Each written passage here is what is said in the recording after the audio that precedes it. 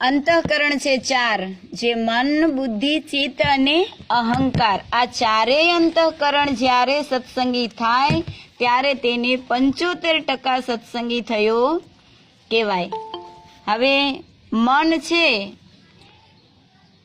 એ મન જે છે ને એને જ જીતવું એક મુશ્કેલ છે. શાસ્ત્રમાં આપણે વચનામૃતમાં મહારાજે એવું કીધું કે જીતમ જગત કેન મનોહિયન, જેણે મનને જીતી લીધું એણે આખું જગત જીતી લીધું કહેવાય.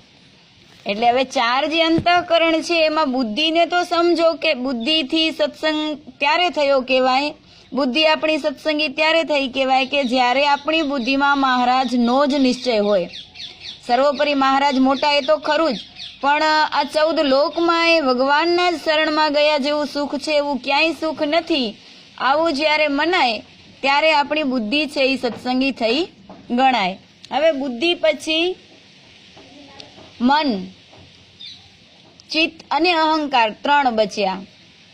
હવે જે ચિત્ત છે એને સત્સંગી કઈ રીતે કરશું? તો ચિત્તની અંદર ભગવાનના જ આકારો થવા જોઈએ, ભગવાનના ચરિત્રો દેખાવા જોઈએ. ચિત્તનો સ્વભાવ ચોંટવાનો છે, પણ એને જે સારું લાગે એમાં ચોંટે છે, નબળું લાગે એમાં ચિત્ત ચોંટતું નથી. તો ક્યાં ચોંટાડવું ચિત્તને તે આપણા હાથની વાત છે. તમે કોઈની સારી સાડી જોઈ જશો, તરત એમાં ચિત્ત ચોંટી જશે ને તમે 8 દિવસ પછી બજારમાં ખરીદી કરવા જશો, પણ પેલી જોઈ હશે ને એવી સાડી તમને નજરમાં નહીં આવે ત્યાં સુધી તમને સંતોષ થશે નહીં. મનમાં એમ જ રમતું હશે કે આવી ડિઝાઇન, આ કલર, આ કપડું આવી મળે ને તો જ મારે જોઈએ. એટલે એ ચિત્તમાંથી સાડીની ડિઝાઇન, પ્રિન્ટ કાંઈ જતું નથી. ઓટો ટોપ જેવું હતું એવું કોપીરાઇટ ચિત્તમાં ઉતરી ગયું છે. તો ચિત્ત છે એનું ચોંટવાનો સ્વભાવ છે. તો આપણે મહારાજ પ્રત્યે ચિત્તને ચોંટાડવું કે આપણા ચિત્તની અંદર સત્સંગને લગતા મહારાજની મૂર્તિમય, મહારાજના ચરિત્રોમય જ આકારો દ્રશ્યમાન થવા જોઈએ ચિત્તની અંદર. હવે બુદ્ધિ અને ચિત્ત આ રીતે સત્સંગી થાય. પછી અહંકાર. અહંકાર એટલે સામાન્ય રીતે શબ્દ એવો વપરાતો હોય કે કોઈને પૈસાનો અહંકાર હોય, કોઈને રૂપનો હોય, કોઈને આવડતનો હોય. એટલે તમે સહજ રીતે સમજી શકો કે અહંકાર એટલે માન, અભિમાન, ઘમંડ, જે પણ ઘણા બધા એના શબ્દો વપરાય છે એક શબ્દને માટે. તો એ અહંકાર છે આપણે સત્સંગી થયો ત્યારે કહેવાય કે આપણને એવો અહંકાર હોવો જોઈએ કે મને મળ્યા મહારાજ, એના જેવા તો જગતમાં કોઈ નથી ને કોઈ બ્રહ્માંડમાં નથી અને ક્યાંય નથી. આટલો અહંકાર આપણને ભગવાનપણાનો હોવો જોઈએ. મને મળ્યા નરનારાયણ દેવ, મને મળ્યા લક્ષ્મીનારાયણ દેવ, મને મળ્યા રાધારમણ દેવ. મહારાજે જે 6 ધામમાં દેવોને પધરાવી અને એડ્રેસો આપ્યા છે કે આ 6 ધામને વળગી અને જે રહેશે એનો મોક્ષ નિશ્ચય થશે અને થશે. તો આવા જે મોટા દેવો અમને મહારાજે આપ્યા એવા દેવો તો કોઈને ક્યાંય આ બ્રહ્માંડમાં નથી મળ્યા. આ સ્વામિનારાયણ સંપ્રદાયના આશ્રિત વર્ગો એમાં થઈ ગયા ભગવાનના એકાંતિક ભક્તો. આવી સંત રત્નોની ભેટ તો કોઈ સંપ્રદાયમાં, કોઈ દુનિયામાં, કોઈ બ્રહ્માંડમાં કોઈને નથી થઈ. એવા હરિભક્તો અમને મળ્યા. એવા જ બ્રહ્માનંદ મુક્તાનંદની પરંપરાના સંતો અમને મળ્યા. સ્ત્રી ધનના ત્યાગી આજે જગતમાં જોવા તો જાઓ. સાધુ સંતોની તો જમાતો છે, હજારો, લાખો ને કરોડોની સંખ્યામાં સંત પુરુષો જોવા મળે છે. પણ સ્ત્રી ધનના ખરા ત્યાગી એ તો સ્વામિનારાયણ સંપ્રદાય સિવાય ક્યાંય જોવા નહીં મળે કે જે સ્ત્રી અને ધન એના ત્યાગી સંતો હોય. એવા આપણને મળ્યા છે. આવો આપણને ગૌરવ અને અહંકાર હોવો જોઈએ. આવો જ્યારે ગર્વ થાય ત્યારે સમજવું કે આપણો અહંકાર છે તે સત્સંગી થયો. હવે છેલ્લે લઈએ છીએ મન. જો કે મન પેલું આવે, પણ મનને જીતવું કઠણ છે. એટલે મન ઉપર થોડીક વાતે વિશેષ કરીએ ત્યારે સમજી શકાય કે મનને કઈ રીતે જીતવું. તો હવે મન સત્સંગી થયું ક્યારે કહેવાય? અંતઃકરણ પૈકી તો મનમાંથી બધી વસ્તુ છૂટી જવી જોઈએ. નિર્મોહી, નિર્વિકારી અને વિશુદ્ધ મન થવું જોઈએ ત્યારે સત્સંગી થયું કહેવાય. હવે મનમાંથી સ્ત્રી છૂટી જાય, પૈસો છૂટી જાય, પણ લોકેશણા નામનો એક રોગ એવો છે કે ક્યારે છૂટતો નથી. અને આ રોગ એવો છે કે ગ્રહસ્થ સમાજ કરતા ત્યાગી સમાજને વધારે પરેશાન કરતો હોય. લોકેશણા નામનો રોગ એક વ્યક્તિ પૂજાનો રોગ, અને એ વ્યક્તિ પૂજાનો રોગ જ્યારે કોઈને લાગે છે, એવી જ્યારે લોકેશણાની ભૂખ જેને લાગે છે ને, ત્યારે ખોટું થાય છે, અર્થાત ખોટું કરવું પડતું હોય છે. અને મતલબ કે યુક્તિ પ્રયુક્તિઓ કરવી પડે છે પૂજાવા માટે. તમને ગ્રહસ્થોને કોણ પૂજે? એટલે આ વસ્તુ એક અમારા ત્યાગી સમાજને માટે છે કે ચારે ચાર અંતઃકરણને સત્સંગી કરવા. આપણે પહેલા પાઠમાં આવી ગયું કે મહારાજે બ્રહ્માનંદને પૂછ્યું હતું કે તમે સત્સંગી થયા? અને ત્યારે બ્રહ્માનંદ સ્વામીએ એમ કહ્યું હતું કે મહારાજ અમે સત્સંગી તો છીએ જ ને, સારામાં સારા છીએ. ત્યારે મહારાજે એવું કીધેલું કે જો તમે સત્સંગી થયા હો તો કહો અમે ક્યાં હતા અને ક્યાંથી ક્યાં આવ્યા છીએ. બ્રહ્માનંદ સ્વામી કે મહારાજ એવા સત્સંગી તો નથી થયા. જો કે બ્રહ્માનંદ સ્વામી તો જાણતા જ હોય, મહારાજને હૃદયમાં ધારતા હતા 24 કલાક. એટલે પણ મને અને તમને સમજવા માટે બ્રહ્માનંદ સ્વામી એવું બોલ્યા હોય કે મહારાજ એવા સત્સંગી તો અમે થયા નથી. ત્યારે મહારાજે એવું કહ્યું કે એવા સત્સંગી તો અમારા પર્વતભાઈ અને ગોવર્ધનભાઈ છે કે 24 કલાક એમનું મન અમારી મૂર્તિમાં રમ્યા કરે છે. તો હવે એવા જે સંતો, એવા જે હરિભક્તો સતત મહારાજને ધારતા હોય તો એને માટે આ બ્રહ્માનંદ સ્વામીને મહારાજ એમ કે તમે પૂરા સત્સંગી થયા નથી, તો આપણે એમ કહી શકીએ કે હા આપણે પૂરા સત્સંગી થઈ ગયા? તો મહારાજ કે બ્રહ્માનંદ સ્વામીને કે તમે પૂરા સત્સંગી થયા નથી, તો આપણે તો સાવધાની જ રાખવી જોઈએ. એટલે કે સંત સમાજને આપણે ઓળખવો પડશે. મહારાજની હયાતનો એક પ્રસંગ કહું તમને કે આજે ભારત દેશ છે ને સાધુ પુરુષોનો દેશ છે. સંતો છે એ જગતના જીવોની ડ્રાઇવરિંગ કરે છે. સાધુ પુરુષો ડ્રાઇવરિંગનું કામ કરે છે. તમે કોઈ પણ ભાડાની ગાડીમાં બેસો એટલે તમારી જીવનની દોરી 3 કલાક માટે કે 4 કલાકની સફર હોય તો 4 કલાક માટે ડ્રાઈવરના હાથમાં હોય છે. કારણ કે તમારો જો કંઈક ઝઘડો એનાથી થયો તો નક્કી ક્યાંક ગાડી ઊંધી નાખે, તમારા પ્રાણ ખતરામાં. એવી રીતે સંત પુરુષો પોતે જો સાચે રસ્તે ચાલતા હશે તો તમને માનવ સમાજને, સત્સંગ સમાજને એ સાચે રસ્તે અને યોગ્ય નક્કી કરેલા સ્થાન પર પહોંચાડશે. પણ પોતે જ જો દિશા ચૂકી ગયા હશે તો એની પાછળ દોરાયેલો સમાજ એ ક્યાં જશે? એટલે સંત પુરુષો ઉપર બહુ મોટી જિમ્મેદારી હોય છે કે અમે જે આચરણ કરીશું, અમે જે બોધ આપશું ને, અમારી પાછળ લાખો અનુયાયીઓ, લાખો મુમુક્ષુઓ એ રસ્તો પકડીને ચાલનારા છે. તો આ જે મુદ્દો આવ્યો લોકેશણા, વ્યક્તિ પૂજાનો, એ ખાસ કરીને ત્યાગી સમાજ માટે. તો તમને એમ થશે કે ત્યાગી સમાજ માટે છે તો તમારી સામે તો બધા ઓડિયન્સમાં ગ્રહસ્થ છે, તો સંભળાવવાનો મતલબ શું? પરંતુ સંભળાવવાનો ખરો અર્થ એ છે કે તમને ખ્યાલ હોવો જોઈએ. તમે ઘરેણા બધાએ પહેરો છો, હીરા ઝવેરાત બધા પહેરો છો, પણ સાચા હીરાને તમે કોઈ ઓળખી શકતા નથી. સાચો હીરો ઓળખવા માટે તો ઝવેરી બનવું જોઈએ. અને ઘણાક લોકો આવી રીતે છેતરાઈ પણ જાય છે કે સાચું સોનું કરીને આપતા હોય છે અને 12 વલું 14 વલું નીકળે છે. એટલે સંત સમાજ છે ને ઓળખવાની જરૂર છે. જો સાચા સંતનું શરણું લીધું તો ઠીક કે અક્ષરધામ સુધી પહોંચ્યા, પણ કોઈ વ્યક્તિ પૂજા એને આધીન હોય, એના રોગથી ઘેરાયેલા હોય અને લોકેશણામાં ઘેરાયેલા હોય, એવા કોઈ જો સંતનો ભરોસો થઈ ગયો તો સમજી લેવું કે આપણું નાવડું અધવચ્ચે ડૂબી જવાનું છે. જગતજનની માં જાનકી ભગવા કપડામાં ભરમાણા હતા. રાવણ સાધુનું રૂપ લઈને સીતાજીનું હરણ કરવા આવેલો. અગર સાધુનું રૂપ ના લીધું હોત તો સીતાજી છેતરાવાના નહોતા. એટલે લોકોને આજે જગતમાં બધાને ખબર છે કે સંત સમાજ ઉપર, ભગવા કપડા ઉપર આજે ભારત દેશ જેટલો વિશ્વાસ મૂકે છે ને એટલો કોઈ દેશમાં કોઈ મૂકી શકતું નથી. એટલે ભારત દેશમાં ભગવા કપડા ધારી જે સંત છે એના ઉપર આંખે પટ્ટી બાંધી અને ભારત દેશની જનતા વિશ્વાસ મૂકે છે. ને આનો ફાયદો લોકેશણા જેને લાગી છે ને એ લોકો ઉઠાવે છે. વ્યક્તિગત આપણે કોઈની વાત નથી કરતા, પણ શાસ્ત્રોમાં એવું લખાણું કે લોકેશણા, પુત્રેશણા આ બધે જ મનના રોગો છે અને એને જીતવા પડે. હવે તમને ખબર હશે કે આના સાચા સંતના આવા લક્ષણ હોય તો તમે ઓળખી શકશો. અગર તમને ખબર જ નહીં હોય તમે કઈ રીતે ઓળખશો? તમારા ઘરે આવી જશે તોય નહીં ઓળખી શકો. તમારા ઘરે પગલા પધરામણીઓ થઈ જશે, થાળ રસોઈ જમી જશે તોય નહીં ઓળખાય.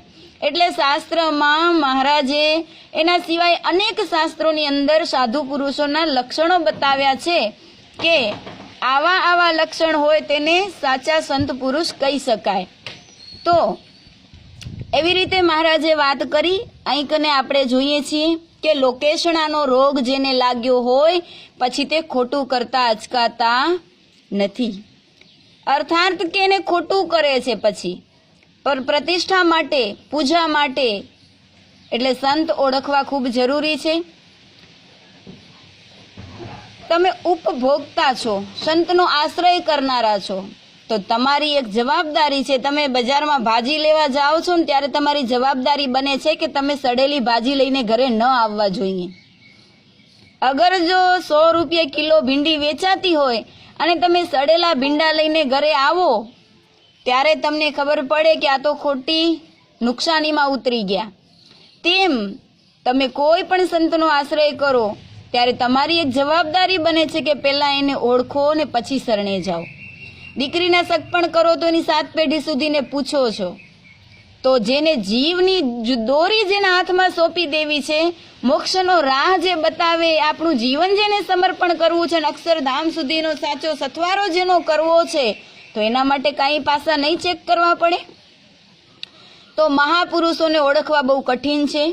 ઝવેરી થયા વગર ઝવેરાત ઓળખી શકાતા નથી. એટલે પહેલી આપણી દ્રષ્ટિ કેળવીએ ત્યારે આપણે સંતને ઓળખી શકશું. કોઈ પણ સંપ્રદાય કે સંસ્થા હોય એમાં જ્યારે પૂજાવાનો કે લોકેશણાનો રોગ જ્યારે લાગે છે ને ત્યારે સમાજ તેને સ્વીકારી લે છે અને પાછળથી તે પસ્તાય છે.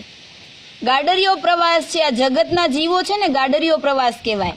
ઘેટું એને ગાડર કહેવાય. હવે ઘેટા બકરા લઈ અને કોઈ ચરાવવા જતું હોય અને રસ્તામાં તમે આમ દોરી રાખો, સામસામે 2 લોકો પકડી રાખે ને દોરી રાખો ધરતી ઉપર, એટલે એક ઘેટું છે ને એ ઠેકડો મારી અને દોરીને ટપીને જશે, બીજું ટપીને જશે. પણ તમે પછી દોરી લઈ લેશો તો જેટલા છે ને એ બધા દોરી ઠેકીને જ જશે. દોરી નહીં હોય તો એ જગ્યાએ ઠેકડો મારીને જ જશે. એમ આ લોક છે તે ગાડરિયા પ્રવાહ જેવો છે. એટલે સમાજ તેને સ્વીકારી અને પાછળ પડી જાય છે ત્યારે જે તે સંપ્રદાયના મૂળ સિદ્ધાંતો એને કુઠારા ઘા લાગે છે, સિદ્ધાંતો ભૂલાઈ જાય છે.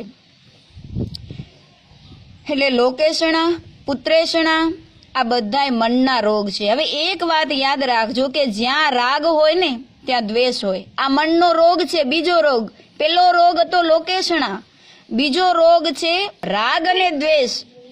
રાગ હોય ત્યાં દ્વેષ હોય ને હોય, ભલે આપણને દેખાતો ના હોય, પણ જ્યાં રાગ છે ત્યાં સમજી લેવું કે દ્વેષ છે, ને દ્વેષ છે ત્યાં રાગ છે. આ 2 જોડલા છે, પાયો છે જે રાગ છે.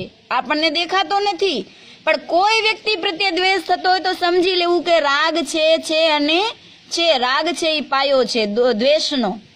આ બંને જોડલા છે. કોઈ દિવસ રાગ પાયા વગરનો ના હોય. રાગ હોય એટલે દ્વેષ હોય જ. પણ આપણે ઓળખી નથી શકતા, જોઈ નથી શકતા રાગ અને દ્વેષને. પણ જ્યારે થોડુંક પોતાના મન પ્રત્યે ઊંડા ઉતરીશું ને તો ખ્યાલ આવી જશે કે આપણા અંતરને થોડુંક જીવન રિવેસ કરી અને જોજો. ચાતુર્માસમાં નિયમ લેજો કે આપણી લાઈફની હિસ્ટ્રીના જેટલા વર્ષો ગયા છે ને એક વર્ષ રિવર્સ જઈ અને જોવાનું. ગયા વર્ષે મેં કોના પ્રત્યે રાગ દ્વેષ બાંધ્યા હતા, કોની સાથે મેં આંટી બાંધી હતી, કોની સાથે દુશ્મનાવટ થઈ છે. આ એક વર્ષનું રિવર્સ જઈ અને ચેક કરતા રહેશું ને ત્યારે આપણને ખ્યાલ આવશે કે ખરેખર રાગ અને દ્વેષ છે કે નહીં. અમુકને તો રાગ શું છે ને દ્વેષ શું છે ને એની ખબર જ નથી. ખબર નથી તો ટળશે કેમ? જ્યારે ખબર પડશે કે કંઈક દોષ છે ત્યારે આપણે એને ટાળી શકશું. આધ્યાત્મિક માણસ કોને કહેવાય કે એનો કેટલો દ્વેષ અને રાગ ઘટ્યો છે, ત્યારે આપણે સાચા સત્સંગી કહેવાય. રાગ અને દ્વેષ જ્યારે ઘટે તે સિવાય બીજું કોઈ આપણી પાસે મીટર છે નહીં માપવાનું. ગીતામાં ભગવાન કૃષ્ણએ કહ્યું છે કે જે દ્વેષ નથી રાખતો, જે રાગ નથી રાખતો, એ જ સાચો સંત પુરુષ ને સાચો ભક્ત પુરુષ છે. અને દ્વેષ દુર્જન લોકોને સારા કામ પ્રત્યે જ હોય છે, પરંતુ જે સારા કહેવાતા હોય એને સારા કામ સાથે દ્વેષ નથી હોતો. ઘણીક વખત એમ થાય કે દુર્જન લોકો દ્વેષ કરે છે, પણ ઈ કોનો દ્વેષ કરે છે? દુર્જન લોકો સારા કામ પ્રત્યે દ્વેષ રાખે છે, પણ સજ્જન અને સારા કહેવાતા લોકો ઈ દ્વેષ રાખે છે, પણ એનો દ્વેષ છે ને ઈ થોડો સૂક્ષ્મ દ્વેષ છે, અને ઈ એના મોક્ષમાંથી પડી જવાનું કારણ બને છે. દુર્જન લોકોને સારા કામ પ્રત્યે જ દ્વેષ હોય છે, પરંતુ સારા કહેવાતા હોય એને સારા કામ સાથે દ્વેષ નથી હોતો, પણ મારા કરતા કોઈ સારું કામ કરી જાય એમાં દ્વેષ હોય છે. સજ્જન પુરુષોને આમાં દ્વેષ હોય છે. અમે ત્યાગી થઈ ગયા તો પણ હોય છે કે મારાથી કોઈ આગળ જતું હોય તો એને પાછો પાડો, એને વિઘ્ન કરો. કઈ રીતે એ પાછો પડે? આનું નામ છે દ્વેષ. આ મનનો સૂક્ષ્મ રોગ છે. દુર્જન હોય તો આખી દુનિયા દેખે છે કે આને સારા કામથી નફરત છે, પણ સારા માણસો સારા વ્યક્તિઓથી નફરત કરે છે કે મારાથી કોઈ સારું કેમ કરી જાય, બીજો કેમ સારું કરી ગયો, એમાં કેમ એને વિઘ્ન થાય, એમાંથી કેમ એને હું રૂકાવટ કરું. આ છે લોકેશણા. એમાંથી ઉત્પન્ન થયેલો દ્વેષ. આગળ વાત કરીને લોકેશણા કે કેમ મને માણસો પૂજે, કઈ રીતે મારી નામના થાય, વાહ વાહ થાય, પૂજા પ્રતિષ્ઠા થાય. આ છે લોકેશણા, ને એમાંથી પ્રગટ થયેલો ઉત્પન્ન થયેલો દ્વેષ અને રાગ નામનો દોષ, એ રોગ. અને જ્યારે દ્વેષ વ્યાપે છે ત્યારે કોઈના ઉપર ભૂંડા આક્ષેપો પણ કરતા વાર લાગતી નથી. ન કલ્પી શકાય એવા આક્ષેપો નાખીને વગોવણી થાય છે, તોય સંતોષ થતો નથી. સજ્જન લોકોની વાત છે, સત્સંગીની વાત છે, સાધુ પુરુષોની વાત છે. સત્સંગની વાતો કરીએ છીએ, કથાઓ કરીએ છીએ, સાંભળીએ છીએ, છતાંય કોઈને પણ પાડવા માટે મનમાં આવી દ્વેષ બુદ્ધિ બંધાય છે, ને દ્વેષ બુદ્ધિ રહી જાય છે. અને જે આક્ષેપો નાખે છે ને એ તો પાપ કરે જ છે, પણ એને સાથે રહેનારા, એને ટેકો દેનારા એ પણ એટલું જ પાપ કરે છે. એને ખબર નથી. જેમ કે હિંસામાં શાસ્ત્રમાં એમ કીધું કે હિંસા કરે તો દોષ કરે જ છે, પાપ કરે જ છે, પણ હિંસા કરવાની સાથે સમર્થન આપનારા એ પણ એટલા જ પાપી છે. અને થયેલી હિંસાનો લાભ ઉઠાવનારા એ પણ એટલા જ પાપી છે. 8 જણાને પાપી બતાવ્યા છે. હિંસા કરનારો, અનુમોદન આપનારો, હિંસાનો લાભ ઉઠાવનારો, આવા 8 જણાને શાસ્ત્રોમાં પાપી કહ્યા છે. તેમ કોઈની પર મિથ્યા આક્ષેપ થતો હોય અને કાંઈ પણ ખબર વગર હાય હા કરીને ટેકો દીધા રાખીએ તો એટલા જ પાપી આપણે કહેવાઈએ છીએ, એટલું જ પાપ આપણને લાગે છે. તેમ મહારાજે શિક્ષાપત્રીમાં કહ્યું કે મિથ્યા આક્ષેપ આપવો નહીં. એટલે મિથ્યા આક્ષેપ કરનાર તો પાપી છે જ શિક્ષાપત્રી પ્રમાણે, પણ એને ટેકો દેનારા એટલા જ પાપી છે. પછી તે ગમે એટલો સંગઠિત સમાજ હોય, પણ જો કોઈના પર ખોટો આક્ષેપ કરી અને પોતાની પ્રતિષ્ઠા પદ વધારવા ગયા તો શાસ્ત્રોમાં એમ કહ્યું છે કે સંગઠિત સમાજ એક દિવસ ધરાશય થઈ જાય છે, અર્થાત તૂટી જાય છે. ગમે એટલો મોટો સમાજ હોય, પણ કોઈને ભૂંડા ચિતરીને, ભૂંડા બદનામીઓ કરીને, ખોટા આક્ષેપ કરી અને પોતાની પૂજા પ્રતિષ્ઠા વધારવાની જ્યારે તાન ચડે છે ત્યારે સમાજ ગમે એટલો મોટો હોય તો એક દિવસ એના માટે એવો સર્જાય છે કે તે સમાજ ધરાશાય થઈ જાય છે. તમે કદાચ વાત સાંભળી હશે, સોમનાથના શિવલિંગ ઉપર જ્યારે મહંમદ ગઝનીએ હથોડો પછાડ્યો ને જ્યારે શિવલિંગ તોડી નાખ્યું, અને આ સમાચાર ફરતા એક સંત પુરુષને મળ્યા.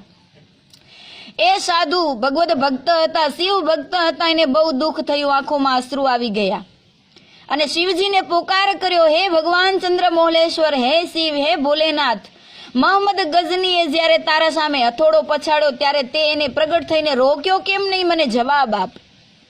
ભગવાન શિવની સામે પોકાર કરે છે કે એને રોક્યો કેમ નહીં અધર્મીને? અને એ જ વખતે ઇતિહાસ એમ લખે છે કે ભગવાન શિવજી પ્રગટ થયા અને પેલા સંતના માથા ઉપર હાથ મૂકીને એમ કહે છે કે સાધુ મહારાજ સાંભળો, તોડનારા સામે ભગવાન ક્યારે પ્રગટ નથી થતા, જોડનારાની સામે ભગવાન પ્રગટ થાય છે. તોડનારો છે ને એના સામે ક્યારે ભગવાન પ્રગટ નથી થતા, જોડનારની સામે ભગવાન પ્રગટ થાય છે. જે પણ તોડવાનું કામ કરશે તેને ભગવાનનું દર્શન સ્વપ્નમાંય નહીં થાય, એ ભગવાન શિવજીનું વચન છે. તોડવાનું જે કામ કરે છે એને સ્વપ્નમાંય ભગવાનનું દર્શન તો નહીં થાય. રામા અવતારમાં વાંદરાઓએ સેતુ બાંધવાનું કામ કર્યું, પણ કોઈ માણસે નહોતું કર્યું. તો વાંદરાઓનો વિજય થયો, વાંદરાઓની મુક્તિ થઈ. માણસોએ તો સીતાજી ઉપર આક્ષેપ કર્યા હતા. તો ભગવાન વાંદરાઓ ઉપર રાજી થયા, પ્રસન્ન થયા, એને મુક્તિ આપી. પણ તોડનાર જે છે એને ક્યારેય ભગવાનનો રાજીપો મળતો નથી. તોડનારને ભગવાનનું દર્શન તો નથી થતું, પણ એટલું યાદ રાખો, કાંઈ પણ અપકૃત્ય જે કરે છે, અનિષ્ટ કર્મ કરે છે, એ જરૂર એને નડે છે. સારું કામ નહીં કરે તો ભગવાન નહીં પૂછે કે તમે સારું કામ કેમ ન કર્યું, પણ દુષ્કૃત્ય જ્યારે થાય છે ત્યારે એનું જે કર્મ છે ને એને ચોક્કસ નડે છે, કર્મ છોડી નથી દેતું. યુધિષ્ઠિર મહારાજા, મહાભારતની પ્રસિદ્ધ કથા, યુધિષ્ઠિર મહારાજા સદેહ સ્વર્ગે ગયા, અને સદેહ સ્વર્ગે ગયા પછી એને દેવદૂતોએ સન્માન કર્યું. ધીમે ધીમે કદમ ઉઠાવતા જાય છે, સ્વર્ગના દ્રશ્યો જોતા જાય છે, પણ જેમ જેમ આગળ વધે છે, જેમ જેમ આગળ વધે છે તેમ તેમ દુર્ગંધ આવે છે. એટલે યુધિષ્ઠિર મહારાજા દેવદૂતોને પૂછે છે કે આ સ્વર્ગ છે કે શું છે? તમે મને કઈ દિશામાં લઈ જાઓ છો? આટલી બધી મારું માથું ફાટી જાય એવી દુર્ગંધ કેમ આવે છે? અને ત્યારે મંદ મંદ હાસ્ય કરતા દેવદૂતો કહે છે કે મહારાજા, આ સ્વર્ગ છે. અરે સ્વર્ગ છે તો જ્યાં મંદ મંદ સુગંધી પવન લહેરાતો હોવો જોઈએ એની જગ્યાએ આ બદબુ આવે છે, મગજ ફાટી જાય એવી દુર્ગંધ આવે છે, આ શું છે? અને ત્યારે દેવદૂતોએ કહ્યું કે આ જે દુર્ગંધ આવે છે ને એ સ્વર્ગની નથી મહારાજા, આ દુર્ગંધ તમારા જમણા હાથમાંથી આવે છે, તમે સૂંઘો. અને જ્યાં જમણો હાથ લઈ અને યુધિષ્ઠિર મહારાજા નાકની આગળ ધરે ને તો નાકમાંથી મગજ ફાટી જાય ને એવી દુર્ગંધ આવતી હતી. ત્યારે એનાથી એટલું બોલાઈ ગયું, હે કેશવ, હે કૃષ્ણ, આ શું?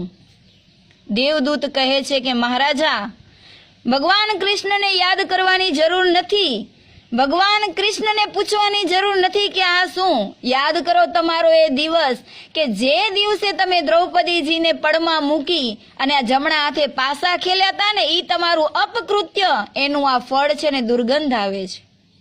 વિચાર કરો, યુધિષ્ઠિર મહારાજા સત્યવાદી પુરુષ, અને એક નાનું એવું એનાથી અપકૃત્ય થઈ ગયું, જે દ્રૌપદીજીને પડમાં મૂકીને પોતાના હાથેથી પાસા ફેંક્યા હતા, અને એના જમણા હાથમાંથી જો દુર્ગંધ આવતી હોય તો હું કે તમે જ્યારે ખોટું કૃત્ય કરતા હશું, અપકૃત્ય કરતા હશું, તો આપણે ક્યાંક અને સુગંધમાં રહી શકવાના છીએ.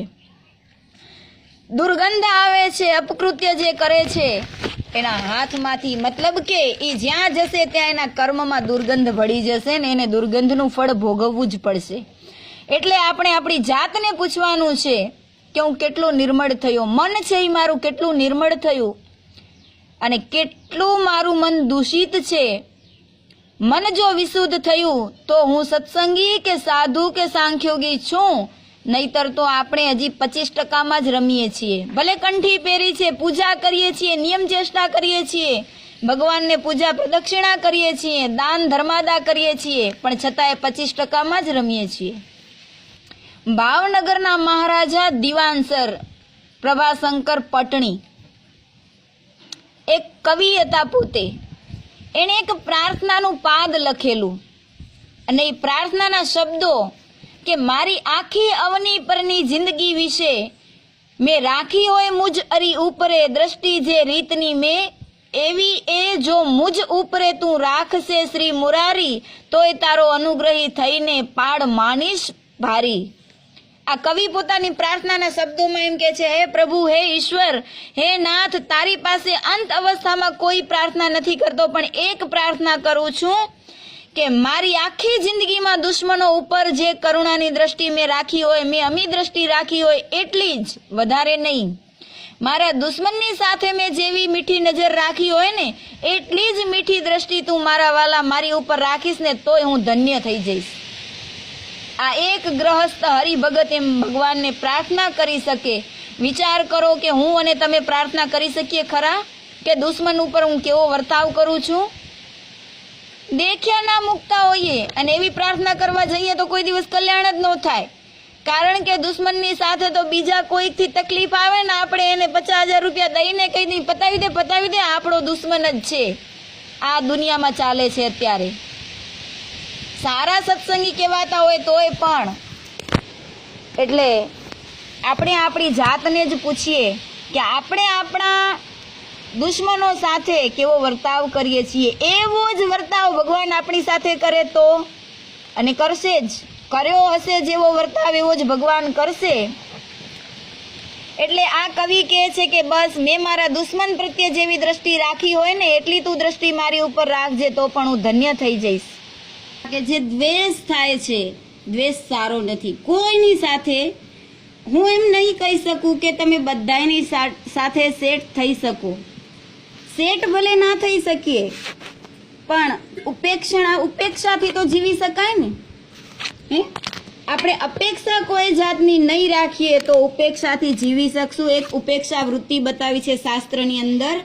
એ ઉપેક્ષા વૃત્તિથી આપણે જીવી શકીએ. કોઈની સાથે દ્વેષ ન કરીએ. બધાય લોકો એક સરખા ક્યારેય નથી હોતા અને આપણને ગમે એવી જ રીતે બધાય કરે, એવી જ રીતે વર્તે એવું પણ બિલકુલ હોય નહીં. પણ આપણે ઉપેક્ષાથી જીવવાનું. અપેક્ષા જેટલી રહે છે એટલું દુઃખ થાય છે. તો બધાની સાથે નથી ફાવતું તો ઉપેક્ષા વૃત્તિથી જીવવું. બધાની સાથે ન ફાવે, ઉપેક્ષાથી રહી શકીએ. દ્વેષ તો કોઈનો રાખવો નહીં. બીજો કોઈ આપણાથી આગળ કોઈ કાર્યમાં જતું હોય તો એનો દ્વેષ ન કરીએ. એને બની શકે તો આપણે મદદ કરીએ પણ એની દ્વેષ વૃત્તિ ન રાખીએ એના પ્રત્યે. એક ભાઈ મુસાફરી કરતા હતા, કોઈ સંબંધીના ઘરે ગયા અને ત્યાંથી સામાનની ખરીદી કરેલી. એટલે તે ભાઈનો સામાન ચડાવવા માટેના સંબંધીના છોકરાઓ આવ્યા. હવે 4 જણા આવ્યા એટલે ટ્રેનમાં સામાન ચડાવતા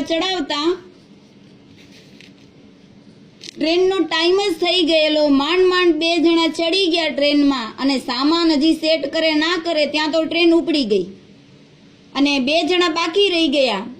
તો માથે ઓઢીને રડવા માંડ્યા. ત્યારે પ્લેટફોર્મ ઉપર બીજા લોકો હતા ને, એમણે એવું કહ્યું કે ભાઈ ચિંતા ન કરો, અમે સમજીએ છીએ કે તમે 4 જણા સાથે આવ્યા હતા અને 2 ગયા અને તમે 2 રહી ગયા. વાંધો નહીં, કાલે ચાલ્યા જજો. ત્યારે પેલા ભાઈ માથે હાથ મૂકીને કહે છે કે અમે રહી ગયા એનું દુઃખ નથી, દુઃખ એનું છે કે જે ગયા ને એમને વડાવવા આવ્યા હતા, ચડાવવા આવ્યા હતા અને ઈ ચાલ્યા ગયા ને અમે રહી ગયા, એટલે દુઃખ થાય છે. તો ઘણીક વખત એવું પણ થતું હોય કે આપણે બીજાને સત્સંગી કરીએ છીએ, બીજાને સત્સંગ કરાવીએ છીએ તો બીજા છે એ આપણી વાતો સાંભળી, આપણી આજ્ઞા પ્રમાણે, આપણી વાતો પ્રમાણે વર્તન કરી અને અક્ષરધામમાં પહોંચી જશે અને આપણે અહીંના અહીં રહી જશું. કારણ શું છે? લોકેશણા. આપણી અંદર જો દ્વેષ રહી ગયો, વેરભાવ રહી ગયો તો આપણે અહીંયા ને અહીંયા ચક્કર મારવાના થશે. એક સાસુ વહુની કથા આવે છે. તો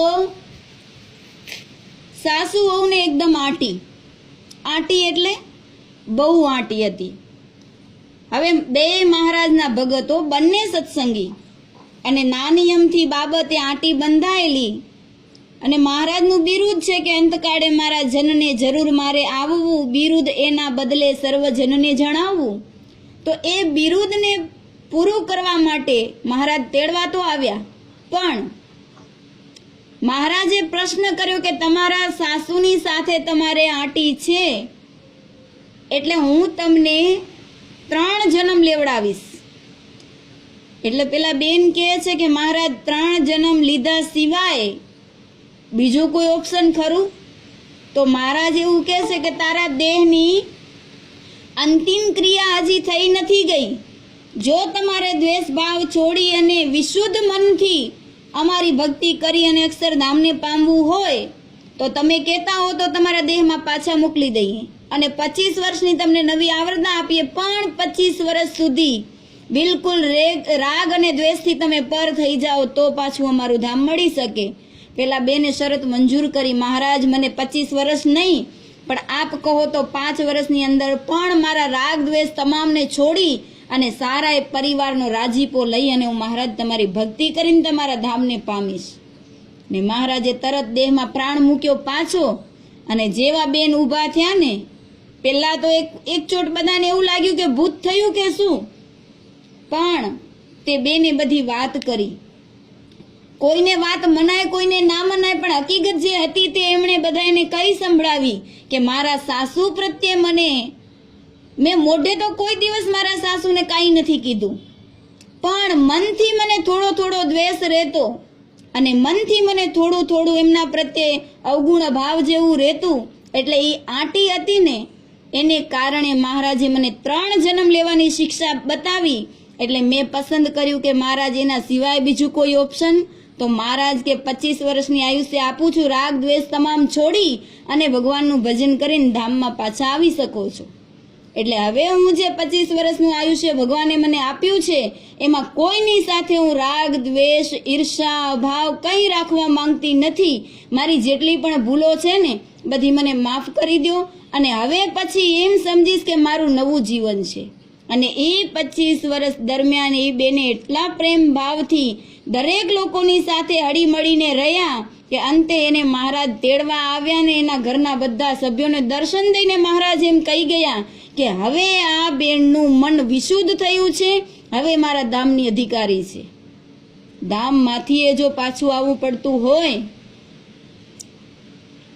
તો આપણી શું દશા થશે વિચારવા જેવું છે. ખુદને જાતે કોઈના ઉપર આંગળી ચીંધીને નહીં, પણ આપણે પોતે પોતાની જાતને સુધારી નાખવા જેવી છે. આપણા ઉપર ભલે આખો જગત આંટી બાંધે, આખું દુનિયા આપણી પ્રત્યે ભલે દુશ્મનાવટ રાખે, પણ આપણા દિલથી, આપણા હૃદયથી, આપણા મનથી કોઈની ઉપર આપણે દ્વેષ હોવો જોઈએ નહીં. આપણા માટે કોઈ શત્રુ ના હોવું જોઈએ.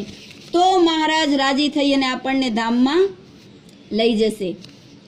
આટલું જો થતું હોય ત્યારે આપણે 75% સત્સંગી કહેવાય. આ મન જીત્યું કહેવાય. ત્યારે આપણે 75% એ પહોંચેલા ને. 4 અંતઃકરણ, એમાં મન છે એ સૌથી મોટી વ્યક્તિ છે અને મનના રોગોને દાબ્યા વગર છૂટકો જ નથી. તો હવે આગળ જોઈએ. 4 અંતઃકરણ સત્સંગી થાય ત્યારે આપણે 75% સત્સંગી કહેવાય. હવે આટલું સત્સંગી થયા વગર તો છૂટકો જ નથી, એ પણ સમજી લેજો. 75% સત્સંગી થયા વગર ઉદ્ધાર જ નથી. ગઢડા પ્રથમનું 32મું ને 38મું વચનામૃત, એમાં મહારાજે કહ્યું કે મન વિશુદ્ધ જોઈએ. મન વિશુદ્ધ થયા વગર મહારાજ નહીં મળે. હવે 85% સત્સંગી થવામાં જો દેશકાળ વિપરીત થાય તો એને વિઘ્ન આવે. 85% વાળાને 4 અંતઃકરણ છે એ તો શુદ્ધ થઈ ગયા, સત્સંગી થઈ ગયા, પણ એમાં જો એને દેશકાળ કઠણ આવી ગયા તો એને વિઘ્ન જરૂર થશે મોક્ષને માર્ગે. જો દેશકાળનો ધક્કો નહીં લાગે તો પાર ઉતરી જશે, પણ સંજોગો વિપરીત થયા તો એને ધક્કો લાગે તો એની વૃત્તિઓ છે એ ડોળાઈ જાય છે. મહારાજે વચનામૃતમાં કીધું છે.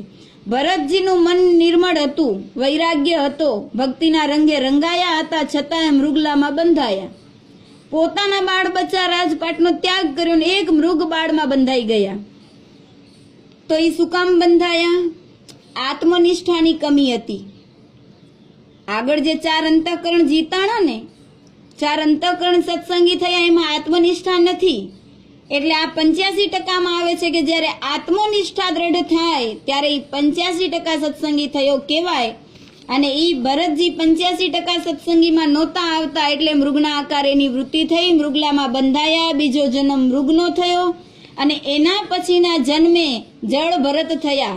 અને શાન રહ્યું, ભાન રહ્યું ને જ્ઞાન રહ્યું, કંઈ ગયું નહીં. અને ત્યારે જળ ભરતે ઋષિ મુનિઓની સાથે જંગલમાં રહી અને ભગવાનની ભક્તિ કરી અને આત્મનિષ્ઠાને એવી દ્રઢ કરી, એવા આત્મરૂપે થયા કે દેવીના મંદિરની આગળ જ્યારે એનું મસ્તક ધરવાનો સમય આવ્યો ને બલિ ચડાવવાનો, ત્યારે હસ્તે મુખે તે સામે ચાલીને ગયેલા કે કંઈ વાંધો નહીં, આ દેહ આને અર્થે તો કામ લાગશે.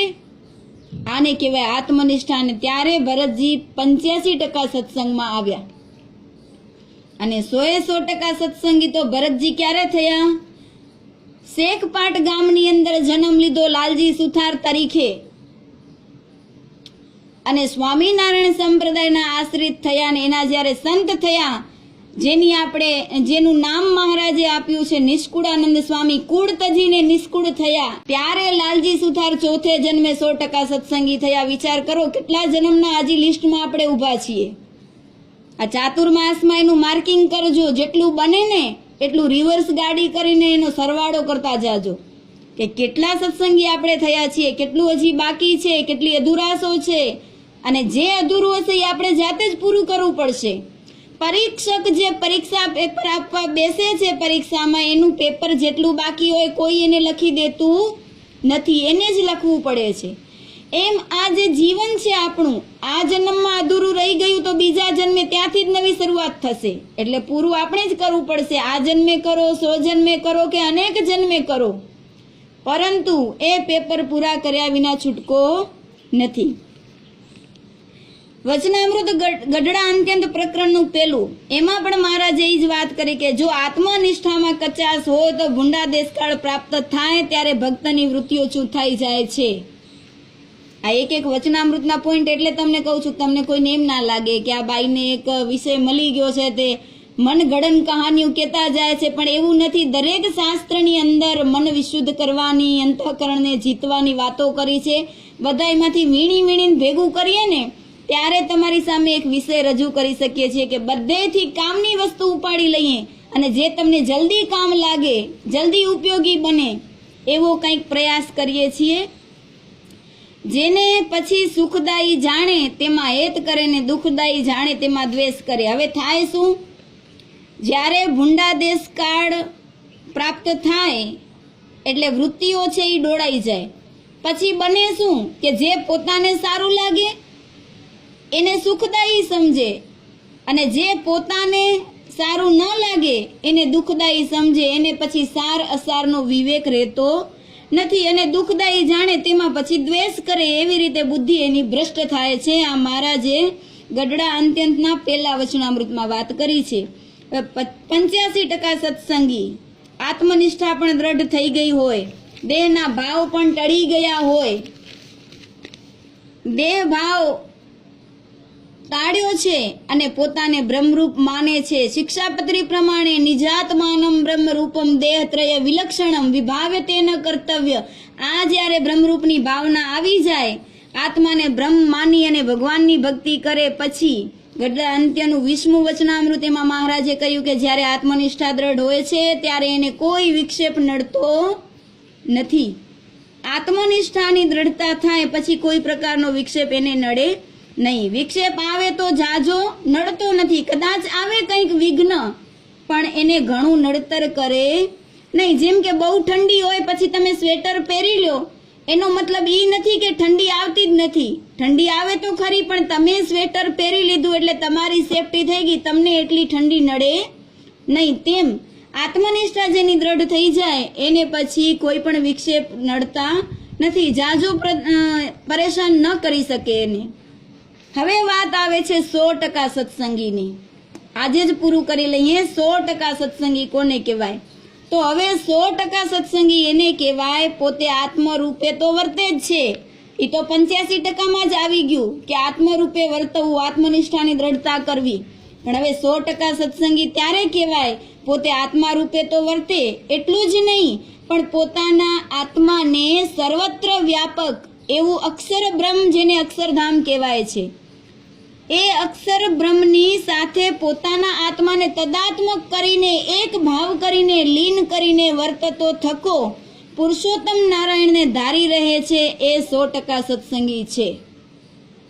અને પછી 3 દેહના ભાવ સ્થૂળ સૂક્ષ્મને કારણ, આ 3 દેહના ભાવ એને નડતા નથી. રજોગુણ તમોગુણ પણ એને નડતા નથી. ઊંઘ છે, ઊંઘ એ એક તમોગુણનો ભાગ છે, તો એ પણ એને નડતો નથી, એને વિક્ષેપ થતો નથી ઊંઘથી પણ, અને જાગૃત, સ્વપ્ન ને સુષુપ્તિ ત્રણેય અવસ્થામાં પણ હળહળતો બ્રહ્મમય પ્રકાશ પુરુષોત્તમ નારાયણની મૂર્તિને વિશે નિરખતા યોગ નિંદ્રાને લે છે. ઝળહળતો તેજ એને દેખાય, તેજની મધ્યના 13મા વચનામૃતમાં મહારાજે કીધું તેજની મધ્ય જે મૂર્તિ છે એ મૂર્તિને નિરખતા પોતે યોગ નિદ્રાને ગ્રહણ કરે છે.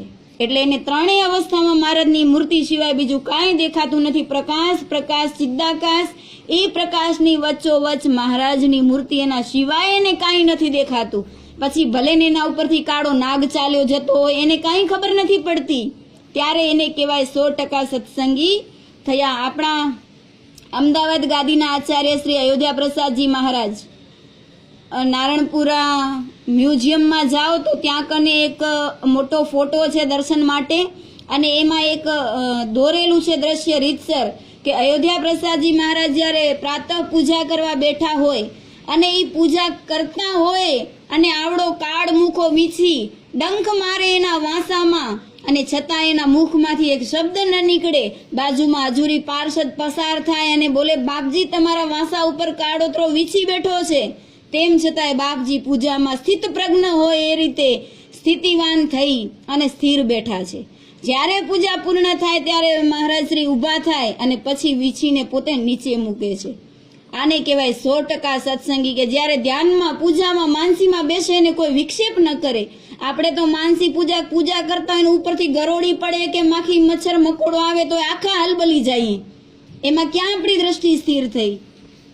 ક્યાં કને આપણી વૃત્તિઓ સ્થિર થઈ ભગવાનમાં?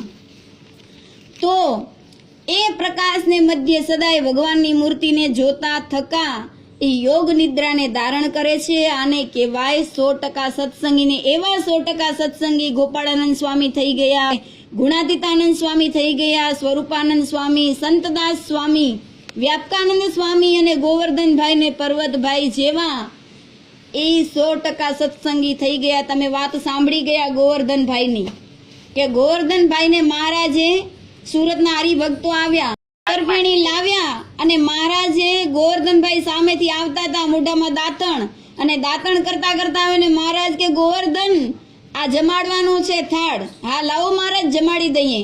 મહારાજની સામે બેસી ગયા માટલી લઈને, અને પોતે જમતા જાય એક પછી એક 7 માટલી સુતરફેણી જમી ગયા. અને પછી મહારાજ કે બસ ગોવર્ધન હવે એક તું જમી જા. અને ત્યારે મહારાજ ને ગોવર્ધનભાઈ કે મહારાજ મારે તો હજી દાંતણ પાણી નાવાનું બાકી છે. અને ત્યારે સામે બેઠેલા હરિભક્તો વિચાર કરે કે આવી રીતે ભગવાનને જમાડવાનું હોય તો મેળ પડી જાય, મજો પડી જાય ને બધાને. કે મહારાજ કે એમ કે તમે જમાડો અને જમે છે પોતે, તો આ તો કેટલું સારું કહેવાય, સારું જ કહેવાય ને. મહારાજને જમાડતા જો પોતાને જમવાનું હોય તો સારું ના કહેવાય. એટલે બધા હરિભક્તો બહુ ખુશ થઈ ગયા કે મહારાજ આ તો બહુ સારું કહેવાય. એટલે બધા હરિભક્તોને મનમાં થોડી આશંકા હતી કે મહારાજે આવું કેમ કર્યું હશે. અને પછી મહારાજને મનમાં એમ થઈ ગયું કે મારો ગોવર્ધન મારી મૂર્તિને અખંડ હૃદયમાં ધારી અને સતત મારું ચિંતન કરનાર મારો ભોળો ભગત, એને આ સમાજ કેમ ઓળખી શકશે. અને કદાચ કાલ બપોરે સત્સંગમાં એની કોઈ ટીકા પણ કરે તો એને બચાવવા માટે, એનો કોઈ દ્વેષ ન કરે એટલા માટે જ્યારે ગોવર્ધનભાઈ સ્નાનાદિક ક્રિયા કરીને વળતા વર્યા ને એટલે તરત મહારાજ કે ગોવર્ધન હાલજો થાળ જમાડવા. ભલે મહારાજ.